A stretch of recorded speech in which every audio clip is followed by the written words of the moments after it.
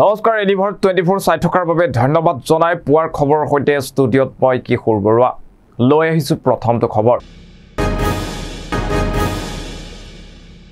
আজি আন্তৰ্জাতিক নাৰী দিৱস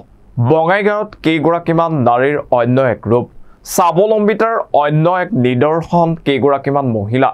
পদপথৰ কাষতে চাহ তামোলৰ দোকানেৰে দেখুৱাইছে কৰ্ম সংস্কৃতি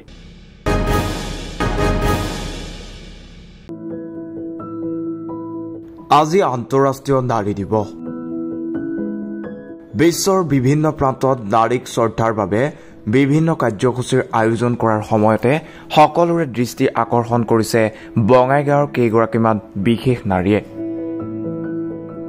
কৰ্ম সংস্থাপনৰ বাবে আনলৈ বাট নাচাই কৰ্মই আমাৰ ধৰ্ম এই বাক্যশাৰীকে ধ্যাই এই সকল মহিলাই পদপথতে খুলিছে চাহ পিঠাৰ দোকান আৰু বহুজনক দেখুৱাইছে কৰ্ম সংস্কৃতিৰ এক জ্বলন্ত উদাহৰণ কোনো ধৰণৰ চৰকাৰী আঁচনিয়ে ঢুকি নোপোৱা এই কেইগৰাকী মহিলাই নাজানে নাৰী দিৱস কি তেওঁলোকে জানে মাথো জীৱনৰ কঠিন সংগ্ৰাম বহু সমস্যাৰে জৰ্জৰিত মহিলা কেইগৰাকীয়ে এনেকৈ পদপথত চাহ আৰু টেকেলি মুখত দিয়া পিঠা বিক্ৰী কৰি লাভ কৰা ন্যূনতম উপাৰ্জনেৰে কোনোমতে পোহপাল দি আছে নিজৰ পৰিয়াল নাৰী দিৱসৰ প্ৰকৃত অৰ্থ এই মহিলা কেইগৰাকীৰ কঠোৰ সংগ্ৰামে যেন সফল কৰি তুলিছে পিৰা ধৰা 2 নং ৱাৰ্ড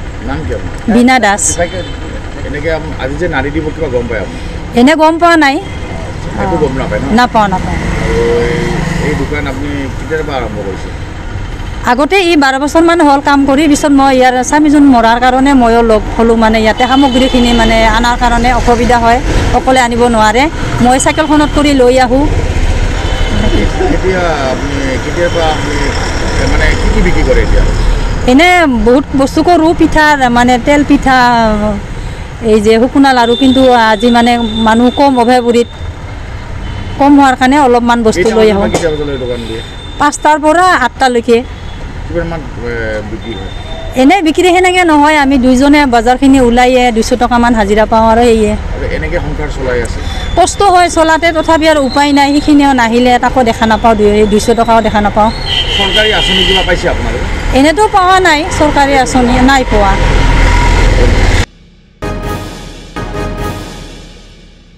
কাৰ বিৰুদ্ধে গৰজি উঠিল জুবিন গাৰ্গ ৰাজহুৱা মঞ্চত পুনৰ অশ্লীল শব্দ প্ৰকাশ কৰি কাৰ বিৰোধিতা জুবিন গাৰ্গৰ আনকি কা বলবৎ কৰিলে ভোট নিদিবলৈ ৰাজ্যক আহ্বান আনক গ্ৰেপ্তাৰ কৰিব পাৰিলে ডিজিপিয়ে মোক একো কৰিব নোৱাৰে ডিজিপি জিপি সিঙক প্ৰত্যাহ্বান জুবিন গাৰ্গৰ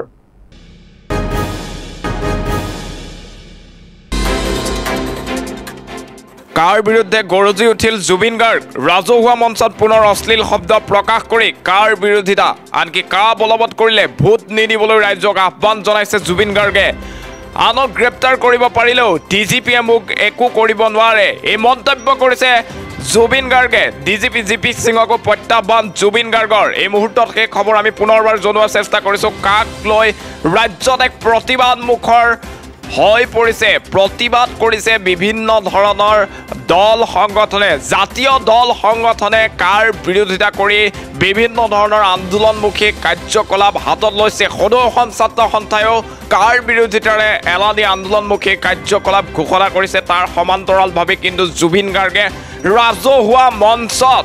অশ্লীল শব্দ প্ৰকাশ কৰি কাৰ বিৰোধিতা কৰিছে ক্ষোভিত হৈ পৰিছে জুবিন গাৰ্গ আনকি কা যদি বলবৎ হয় তেনেহ'লে লোকসভা নিৰ্বাচনত ভোট নিদিবলৈ আহ্বান জনাইছে ৰাজহুৱাকৈ জুবিন গাৰ্গে তেওঁ উল্লেখ কৰিছে ডিজিপি জিপি সিঙক প্ৰত্যাহ্বান জনাই তেওঁ উল্লেখ কৰিছে আনক গ্ৰেপ্তাৰ কৰিলেও মোক গ্ৰেপ্তাৰ কৰিব নোৱাৰে এয়া জুবিন গাৰ্গৰ মন্তব্য আৰু এই মন্তব্য ৰাজহুৱা স্থানত কৰিছে জুবিন গাৰ্গে পুনৰ কাক লৈ ৰাজ্যত এতিয়া আন্দোলন আৰম্ভ হৈছে বিভিন্ন ধৰণৰ প্ৰতিবাদী কাৰ্যসূচী গ্ৰহণ কৰিছে জাতীয় দল সংগঠনে তাৰ পাছতে জুবিন গাৰ্গে কিন্তু নিজৰ স্থিতি স্পষ্ট কৰিছে জুবিন গাৰ্গে কাৰ পূৰ্বতেও বিৰোধিতা কৰিছিল বৰ্তমানে কিন্তু কাৰ বিৰোধী স্থিতি গ্ৰহণ কৰিছে জুবিন গাৰ্গে আৰু ৰাজহুৱা মঞ্চত এই কথা স্পষ্ট কৰিছে নিজেই হাৰ্থব জুবিন গাৰ্গে মোদী কেবিনেটত জনতালৈ ভাল খবৰ কেন্দ্ৰীয় চৰকাৰৰ কৰ্মচাৰীৰ মৰগীয়া বানজ বৃদ্ধি 4% মৰগীয়া বানজ বৃদ্ধিৰ সিদ্ধান্ত মোদী কেবিনেটৰ মৰগীয়া বানজ বৃদ্ধি হল 50% লৈ মহিলাসকললৈ ভাল খবৰ মোদী কেবিনেটৰ প্ৰতিটো চিলিণ্ডাৰত 300 টকাকৈ ৰাজ সাহায্য এবছৰলৈ বৃদ্ধি উজ্জ্বলা আঁচনিৰ ৰন্ধন গেছ চিলিণ্ডাৰত এই সুবিধা প্ৰযোজ্য হ'ব মোদী কেবিনেটত জনতালৈ ভাল খবৰ কেন্দ্ৰীয় চৰকাৰৰ কৰ্মচাৰীৰ মৰগীয়া বানজ বৃদ্ধি কৰা হৈছে 4% মৰগীয়া বানজ বৃদ্ধিৰ সিদ্ধান্ত মোদী কেবিনেটৰ আৰু মৰগীয়া বানজ বৃদ্ধি হল 50% লৈ মহিলাসকললৈও ভাল খবৰ মোদী কেবিনেটৰ প্ৰতিটো চিলিণ্ডাৰত 300 টকাকৈ ৰাজ সাহায্য এবছৰলৈ বৃদ্ধি কৰা হৈছে আৰু উজ্জ্বলা আঁচনিৰ ৰন্ধন গেছ চিলিণ্ডাৰত এই সুবিধা প্ৰযোজ্য হ'ব এই মুহূৰ্তত সেই খবৰ আমি আপোনালোকক পুনৰবাৰ জনোৱাৰ চেষ্টা কৰিছো লোকসভা নিৰ্বাচনৰ প্ৰাক্ষণত দেশৰ লাখ লাখ জনতালৈ ভাল খবৰ কঢ়িয়াই আনিছে নৰেন্দ্ৰ মোদী কেবিনেটে আৰু মোদী কেবিনেটত জনতালৈ ভাল খবৰ লৈ অনাৰ চেষ্টা কৰা হৈছে কেন্দ্ৰীয় চৰকাৰৰ কৰ্মচাৰীৰ মৰগীয়া বানজ বৃদ্ধি কৰা হৈছে 4% মৰগীয়া বানজ বৃদ্ধিৰ সিদ্ধান্ত মোদী কেবিনেটৰ আৰু 4% মৰগীয়া বানজ বৃদ্ধিৰ ফলত মৰগীয়া বানজ বৃদ্ধি হল 50% লৈ মহিলাসকললৈও ভাল খবৰ মোদী কেবিনেটৰ প্ৰতিটো চিলিণ্ডাৰত 300 টকাকৈ ৰাজ সাহায্য এবছৰলৈ বৃদ্ধি কৰা হৈছে আৰু উজ্জ্বলা আঁচনিৰ যিসমূহ ৰন্ধন গেছ লাভ কৰিছে মহিলাসকলে বিনামূলীয়াকৈ সেই ৰন্ধন গেছৰ ক্ষেত্ৰত 300 টকাকৈ ৰাজ সাহায্য 2025 চনলৈ প্ৰতিগৰাকী মহিলাই লাভ কৰিব লোকসভা নিৰ্বাচনৰ প্ৰাক্ষণত আচলতে নৰেন্দ্ৰ মোদী চৰকাৰৰ তৰফৰ পৰা এই সমূহ ভাল খবৰ জনতালৈ লৈ অনাৰ চেষ্টা কৰিছে বিভিন্ন সময়ত মৰগীয়া বানজক লৈ কৰ্মচাৰীসকলে প্ৰতিবাদ সাব্যস্ত কৰে মৰগীয়া বানজ বৃদ্ধিৰ দাবী উত্থাপন কৰে তাৰ মাজতে কিন্তু নৰেন্দ্ৰ মোদী কেবিনেটে এই সময়ত এটা ডাঙৰ সিদ্ধান্ত গ্ৰহণ কৰিছে 4% বৃদ্ধি কৰা হৈছে মৰগীয়া বানজ পূৰ্বৰ যি মৰগীয়া বানজ আছিল এই 4% বৃদ্ধিৰ ফলত 50% বৃদ্ধি হ'ব মৰগীয়া বানজ তাৰ সমান্তৰালভাৱে কিন্তু দেশৰ লাখ লাখ মহিলাৰ বাবেও ভাল খবৰ কঢ়িয়াই অনাৰ চেষ্টা কৰিছে নৰেন্দ্ৰ মোদী চৰকাৰে আৰু নৰেন্দ্ৰ মোদী কেবিনেটত এক ডাঙৰ সিদ্ধান্ত গ্ৰহণ কৰা হৈছে যিসকল মহিলাই উজ্জ্বলা আঁচনিৰ অধীনত ৰন্ধন গেছ লাভ কৰিছে সেইসকল মহিলাই বৰ্তমান যি 300 টকাকৈ ৰাজ সাহায্য লাভ কৰি আছে সেই ৰাজ সাহায্য 2025 চনলৈকে লাভ কৰিব বুলি মোদী কেবিনেটত গুৰুত্বপূৰ্ণ সিদ্ধান্ত গ্ৰহণ কৰা হৈছে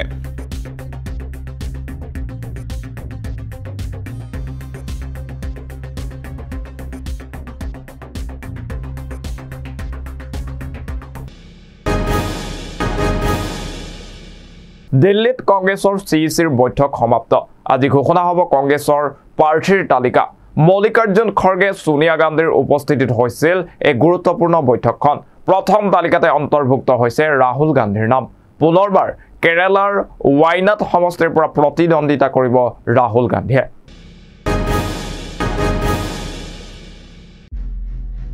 এই মুহূৰ্তত জনাই আছো এটা গুৰুত্বপূৰ্ণ খবৰ দিল্লীত কংগ্ৰেছৰ চিইচিৰ বৈঠক সমাপ্ত আজি ঘোষণা হ'ব কংগ্ৰেছৰ প্ৰাৰ্থীৰ তালিকা মল্লিকাৰ্জুন খৰগে সোনিয়া গান্ধীৰ উপস্থিতিত হৈছিল বৈঠক আৰু প্ৰথম তালিকাতে অন্তৰ্ভুক্ত হৈছে ৰাহুল গান্ধীৰ নাম পুনৰবাৰ কেৰালাৰ ৱাইনাড সমষ্টিৰ পৰা প্ৰতিদ্বন্দ্বিতা কৰিব ৰাহুল গান্ধীয়ে এই মুহূৰ্তত সেই খবৰ আমি আপোনালোকক পুনৰবাৰ জনোৱাৰ চেষ্টা কৰিছো লোকসভা নিৰ্বাচনক লৈ এতিয়া তৎপৰ হৈছে প্ৰতিটো ৰাজনৈতিক দল সংগঠন বিজেপি ইতিমধ্যে নিজৰ প্ৰথমখন তালিকা প্ৰকাশ কৰিছে এইবাৰ নিজৰ প্ৰথমখন তালিকা প্ৰকাশ কৰিবলৈ আগবাঢ়িছে কংগ্ৰেছ দল দিল্লীত কংগ্ৰেছৰ চিইচিৰ বৈঠক সমাপ্ত হৈছে আৰু আজি ঘোষণা হ'ব কংগ্ৰেছৰ প্ৰথমখন প্ৰাৰ্থীৰ তালিকা মল্লিকাৰ্জুন খৰগে সোনিয়া গান্ধীৰ উপস্থিতিত কালিৰ দিনটোত হৈছিল বৈঠক আৰু প্ৰথম তালিকাতে অন্তৰ্ভুক্ত হৈছে ৰাহুল গান্ধীৰ নাম পুনৰবাৰ কেৰালাৰ ৱাইনাড সমষ্টিৰ পৰা প্ৰতিদ্বন্দ্বিতা কৰিব ৰাহুল গান্ধীয়ে এই মুহূৰ্তত সেই খবৰ আমি আপোনালোকক জনাইছো এইখিনিতে পুৱাৰ খবৰত সময় হৈছে চমু বাণিজ্যিক বিৰতি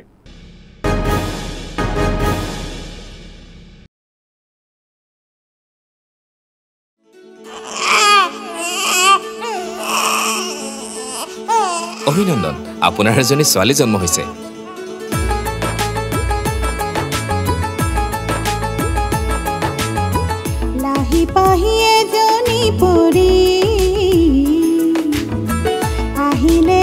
এখন উজলি বেটি বাঁচাও বেটি পঢ়াও বেটি বাঁচাও বেটি পঢ়াও বেটি বাঁচাও বেটি পঢ়াও।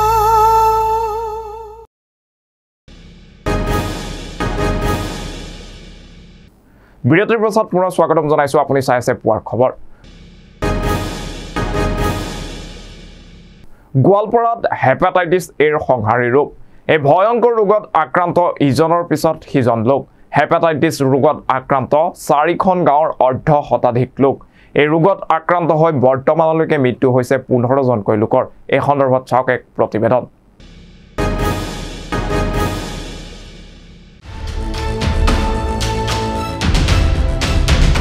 ৰাজ্যত হেপাটাইটিছ এৰ সংহাৰী ৰোগ আক্ৰান্ত 4খন গাঁৱৰ অৰ্ধ শতাধিক মৃত্যু 15জন লোকৰ গোৱালপাৰাত হেপাটাইটিছ এৰ সংহাৰী ৰোগ এই ভয়ংকৰ ৰোগত আক্ৰান্ত ইজনৰ পিছত সিজন লোক হেপাটাইটিছ ৰোগত আক্ৰান্ত 4খন গাঁৱৰ অৰ্ধ শতাধিক লোক এই ৰোগত আক্ৰান্ত হৈ বৰ্তমানলৈকে মৃত্যু হৈছে 15জনকৈ লোকৰ বিগত 2 মাহৰ পৰা জিলাখনৰ বৰজৰা নদিয়াপাৰা চুদ্দামালা দুৱাপাৰা বামুনডাঙ্গা গাঁৱত বৃদ্ধি পাইছে এই ৰোগত আক্ৰান্তৰ সংখ্যা যোৱা নিশা উক্ত ৰোগত মৃত্যু ঘটিছে ৰিমচু ৰাভা নামৰ এগৰাকী মহিলাৰ বিশুদ্ধ খোৱা পানীৰ অভাৱত হেপাটাইটিছ এ ৰোগৰ প্ৰাদুৰ্ভাৱৰ অভিযোগ স্থানীয় ৰাইজৰ শীঘ্ৰে বিশুদ্ধ খোৱা পানী যোগান ধৰিবলৈ দাবী জনায় সাধাৰণ জনতাই সজাগতা আমি এই কাৰণে কৰিলোঁ আমি যোৱা ডিচেম্বৰ মাহৰ পৰা এই বেমাৰৰ তাৰমানে যিটো জণ্ডিছ বুলি কোৱা হয় সাধাৰণতে হেপাটাইটিছ এ বুলি ডক্টৰে আমাক অলৰেডি কোৱা হৈছে সেইকাৰণে আমি সজাগতা হিচাপে যোৱা 5 তাৰিখত প্ৰধানমন্ত্ৰী আদি আদৰ্শ গ্ৰাম যোজনা কেন্দ্ৰীয় চৰকাৰৰ আবণ্টিত ধনেৰে মানে নতুন ৰাজহুৱা ভৱন নিৰ্মাণ কৰা হৈছিলে সেই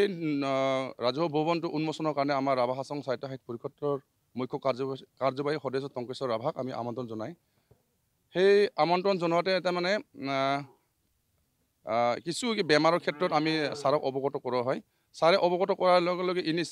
তৎকালীন মানে একশ্যন লোৱা হৈছে সাধাৰণতে আমাৰ অকাল মৃত্যু বুলি ক'ব লাগিব 18 বছৰৰ পৰা 30 বছৰ বয়সৰ মানুহ ইমান সোনকালে কিয় মৰিব কিবা এটা ৰহস্য থাকিব পাৰে কাৰণে আমি ছাৰক টানি ক'লোঁ যে আমাৰ ইয়াতে মানে 2 মাহ বা 3 মাহৰ ভিতৰত সৰু সৰু ল'ৰা ছোৱালী মানে মৃত্যু মুখত পৰিছে কিবা এটা কাৰণ থাকিব পাৰে গতিকে আমাক মেডিকেল টিমৰ পৰা কিবা এটা সহায় কৰিব পাৰে নেকি ছাৰ আপুনি ইনিচিয়েটিভ কিবা এটা ব্যৱস্থা লওক তেতিয়া ছাৰে তৎকালীনভাৱে স্বাস্থ্য বিভাগৰ যোন ডিৰেক্টৰক কল কৰি তাৰপিছত ডিচিক মানে জনালে লগে লগে তৎকালীনভাৱে সিদিনাই মানে এটা টিম আগৰ পৰা টিম মেডিকেল টিম আহে কিমানজন মানুহ ঢুকাইছে আজিলৈকে 14 জন আছিলে আৰু আজি ৰাতিপুৱাতে আমি খবৰ পালোঁ গেলাজাৰ আন এজনী মানে মৃত্যু মুখত পৰিছে 15 জন হ'ল কিমানজন পুৰুষ কিমানজন আছিল মহিলা কিমানজন আছিলে পুৰুষ আছিলে আমাৰ বাকী সব মহিলাই হৈ আছে গোটেইখিনি হেপাটাইটিছটো হৈছে ডক্টৰে কোৱা মতে হেপাটাইটিছ এ বুলি আমাক জনোৱা হৈছে তেওঁলোকে স্বাস্থ্য ক্ষেত্ৰত সজাগতা হৈছিল নে বা ট্ৰিটমেণ্ট কৰিছিল নে নাই ট্ৰিটমেণ্ট আচলতে কিছুমানে হস্পিটেল গৈ মানে উপশম কৰিব পৰা নাই আৰু কিছুমানে মানে ঘৰুৱা ব্যৱস্থাৰে মানে চিকিৎসা কৰা হৈছিল যেহেতু আমি চিভিল হস্পিটেললৈ লৈ গ'লে গোৱালপাৰা চিভিল আমাৰ নিচে ওচৰৰ হস্পিটেল হ'ল চিভিল তাতে গ'লে মানে ডাইৰেক্টলি গুৱাহাটীত পঠাই দিয়ে লক্ষণটো প্ৰথমতে জ্বৰ হয় সাধাৰণ জ্বৰ কাহ অলপ মানে চুৰ্দি হয় তাৰপিছত খাব নোৱাৰা হৈ যায় মানুহৰ বৰণটো বেলেগ ধৰণৰ হৈ যায় প্ৰথমতে চকুৰ হালধীয়া হৈ পৰে তাৰপিছত ভূমি হয় একদম অন্তিম পৰ্যায়ত সেইবাবে আপোনালোকৰ এই মিডিয়াৰ থ্ৰুদি মই সকলো ৰাইজকে সজাগতাৰ কাৰণে মই অনুৰোধ থাকিলোঁ আৰু সকলোৱে সাৱধান অৱলম্বন কৰক যেতিয়া মানে পেট বিষাব ভূমি হ'ব উশাহ ল'বলৈ ইমান টান পাব তেতিয়া মানে সকলোৱে যাতে ঘৰৰ চিকিৎসা নলয় আপোনালোকৰ যোগেদি মই সকলোকে মানে চৰকাৰী চিকিৎসালয়ত লৈ যাবৰ কাৰণে অনুৰোধ জনালোঁ নহ'লে সেয়াই অন্তিম পৰ্যায়ত যিখিনি মই 3টা বেমাৰীক দেখা পালোঁ উশাহ লোৱাত যেতিয়া মানে কষ্ট হয় তেতিয়া মানে মানুহজন ঢুকায় কিন্তু 21 বছৰ 22 বছৰ বয়সৰ হয় এইগিলা মানে কোনোবাই মানে হাই ছেকেণ্ডাৰী কোনোবাই ডিগ্ৰীত পঢ়ি আছিল স্বাস্থ্য বিভাগে বৰ্তমান পদক্ষেপ লোৱা নিচিনাই হ'ল যিহেতু মানে জিলা স্বাস্থ্য বিষয়াৰ পৰা আমাৰ ইয়াতে মানে মেডিকেল কেম্প কৰা হৈছে তেজৰ নমুনা অলৰেডি লোৱা হৈছে 60জনৰ যোৱাকালি 60জন মানৰ লোৱা হৈছে আজি কিমান আজি 100 মান ৰিপৰ্টটো আমি পোৱা নাই ৰিপৰ্টৰ অপেক্ষাত আছোঁ যে ৰিপৰ্টে কি কয় তাৰপিছত আমি কিহৰ পৰা বিয়পাইছে সেইটোতো আমি ক'ব নোৱাৰিম কোৱা মতে পানীৰ প্ৰব্লেম হ'ব পাৰে কিন্তু খাটাংকৈ ক'ব পৰা নাই যে পানী আজি বা যোৱাকালি লৈ গৈছে সেই মানে পৰীক্ষাৰ পিছতহে গম পাম যোনে আছে তেখেতসকলে কৈছে আমাক ইয়াত মানে পানীৰ প্ৰব্লেম আছে আৰু পৰিষ্কাৰ পৰিচ্ছন্নতাৰ অভাৱ আছে সেইকাৰণে যিমান দিনলৈকে মানে পানীৰ ব্যৱস্থা নহয় সিমান দিনলৈকে মানে কি আছিল ডিপাৰ্টমেণ্টৰ পৰা পানীৰ ব্যৱস্থা কৰিব বুলি আমাক অলৰেডি কোৱা হৈছে ৰাইজক ভাল খোৱা পানী যোগান ধৰিব বুলি কোৱা হৈছে জল জীৱন মিছন নদীয়াপাৰত হৈছে অলৰেডি কিন্তু যিখিনি পৰ্যাপ্ত ৰাইজৰ প্ৰয়োজনীয় পানীখিনি দিব পৰা নাই যিটো আহিছে সেইখিনিয়ে আৰু গুৱাহাটীৰ পৰা যিটো উচ্চ পদস্থ বিষয়বিলাক আহিছে আৰু বৰ্তমান এতিয়ালৈকে ডক্টৰবিলাক বহি মানে ব্লাড চেম্পলটো লৈ আছে সেইখিনিয়ে আৰু 15জনকে মানুহ মৰিছে ইমান বহুত ডাঙৰ কথা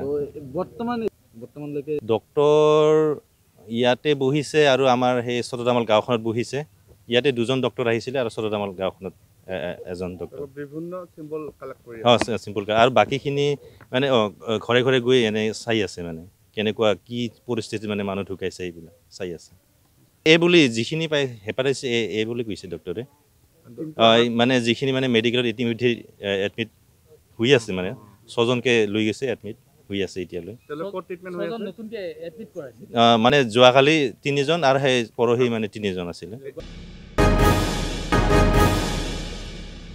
গুৱাহাটীত দুদিনলৈ হাহাকাৰ হ'ব চিটি বাছৰ কেইবা শতাধিক চিটি বাছ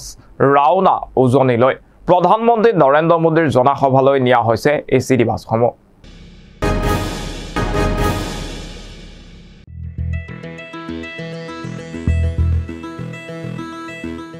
গুৱাহাটীত দুদিনলৈ হাহাকাৰ হ'ব চিটি বাছৰ কেইবা শতাধিক যাত্ৰীবিহীন চিটি বাছৰ ৰাওনা হৈছে উজনিলৈ প্ৰধানমন্ত্ৰী অনুষ্ঠানলৈ জনতাক কঢ়িয়াবৰ বাবে গুৱাহাটীৰ পৰা উজনিলৈ ৰাওনা হৈছে খালী চিটি বাছসমূহ দুদিনলৈ গুৱাহাটীৰ যাত্ৰীয়ে নাপাব চিটি বাছ সমষ্টি ভিত্তিক ৰাইজক কঢ়িয়াবলৈ খালী বাছসমূহ উজনিলৈ যাত্ৰা চিটি বাছৰ লগতে লখিমপুৰ নলবাৰী গোৱালপাৰা নগাঁও শোণিতপুৰ আদিৰ পৰাও বহু বাছ ইতিমধ্যে প্ৰধানমন্ত্ৰী অনুষ্ঠানলৈ কলিয়াবৰ হৈ ৰাওনা হৈছে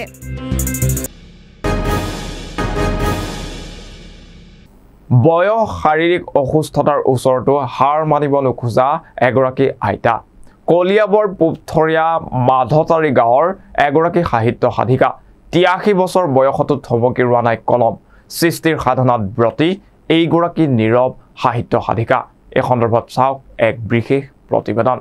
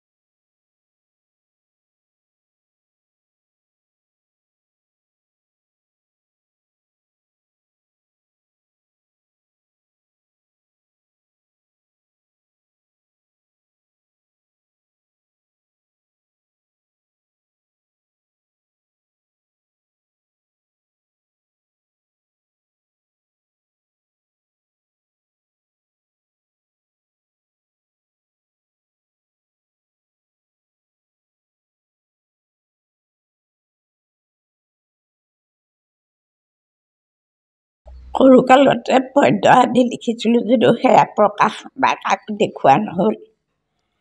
আচলতে 40 বছৰৰ পৰাহে মোৰ লিখা প্ৰকাশ হৈছে। এইটো বাতৰি কাকত আলোচনী বাতৰি কাকত হিচাপে প্ৰথম মহাজাতি, দৈনিক অসম, স্বাধীন, জনসাধাৰণত লিখা হৈছে। আৰু আলোচনী লেখিকা পাৰিজাত, কাচিয়লী, স্পন্দন, সুৰভি, প্ৰজ্ঞা, ডিব্ৰুগড় কলেজৰ পৰা ওলোৱাখনৰ নাম প্ৰজ্ঞা। এনেকৈ কিমানটো কৈ দিব নোৱাৰোঁ। এইটো হৈছে গল্প শিশুৰ কাৰণে বিশেষকৈ লিখোঁ। শিশুৰ কাৰণে লেখাৰ সৈতে মুঠতে 22খন প্ৰকাশ হৈ গৈছে আৰু 23 নম্বৰখন এতিয়া প্ৰেছত আছে। এই উপন্যাসে 2খন, এখন মিলন, এইখন দিছোঁ ৰং জীৱনৰে, এইখনৰ নাম। বৰ্তমান লিখা কামত বৰ গুৰুত্বপূৰ্ণ লিখা নহয়, সৰু সুৰা পদ্য আদি লিখোঁ 2-এটা। ভৱিষ্যত কি কৰিম ভাবি পোৱা নাই। পৰা দিনলৈকে আৰু ইয়াৰ লগে লগে পুৱাৰ খবৰৰ পৰা মই কিশোৰে বিদায় লৈছোঁ। চাই থাকিব এডি ভাৰত 24।